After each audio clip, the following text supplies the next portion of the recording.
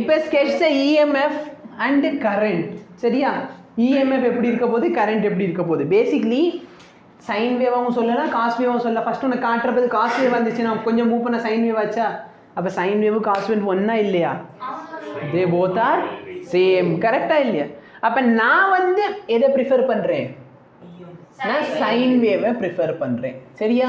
Starting from 0. புரியுதா? புக்ல படிச்சு பார்த்துக்கோ, sin தான் யூஸ் பண்ணுவாங்க. நல்லா பாரு, t/2 மொத்தம் tங்கிறது என்னதுப்பா? Time period. அப்படின்னா என்ன? ஒரு டைம் பீரியட்ல ஒரு வேவ் வந்துன்னா ஒரு ஃபுல் ஆசிலேஷன் பண்ணும். கரெக்ட்டா? அப்போ tங்கிறதுல ஃபுல் ஆசிலேஷன். அப்ப t/2 ல மிச்ச t/2 ல புரியுதா? இது என்ன வேவ்? Sine wave. இப்போ இத வந்து நான் EMF at any instant is equal to E0 sin omega t எழுதலாமா எழுதக்கூடாதா? எழுதலாமா எழுதக்கூடாதா? இப்போ இந்த இடத்துல E0 என்ன? எழுது. E0 நான் EMF யூஸ் பண்றேன். E0 எதை ரெப்ரசன்ட் பண்ணுது? EMF ஆ? ஆனா என்ன EMF? ஆம்ப்ளிடியூட் இல்லனா பீக் வேல்யூ. அப்படி இல்லனா ஆம்ப்ளிடியூட். என்னது? Peak value. அப்படி இல்லனா amplitude of EMF. Omega t எதை ரெப்ரசன்ட் பண்ணுது? frequency. Angular frequency.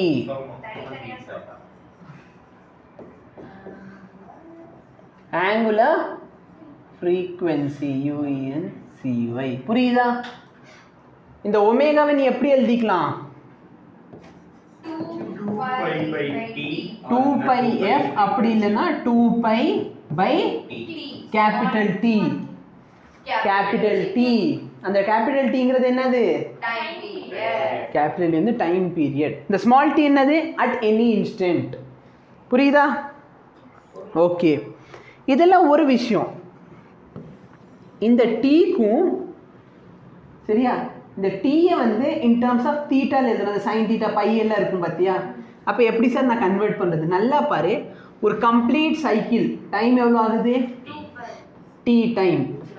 அப்ப in terms of ரேடியன்ல சொன்னா இது எவ்வளவு சார் ரேடியனு? 2π.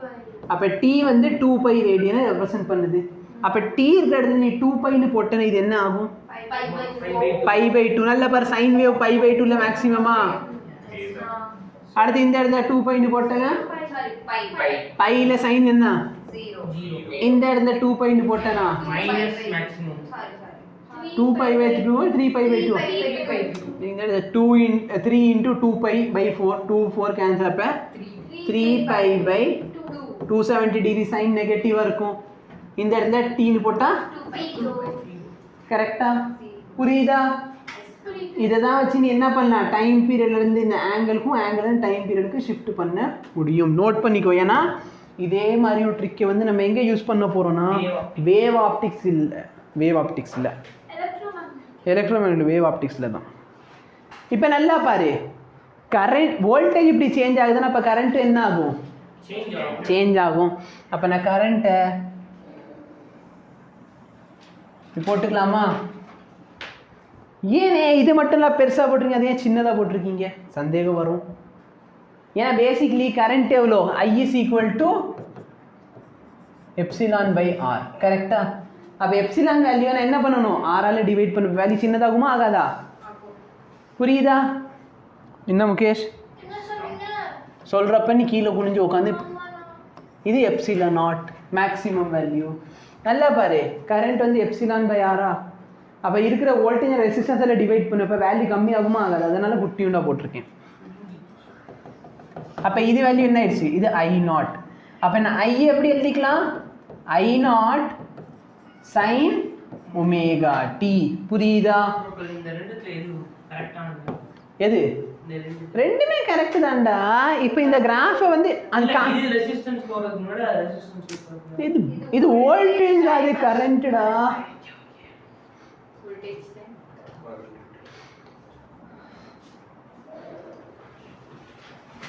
புரியுதா?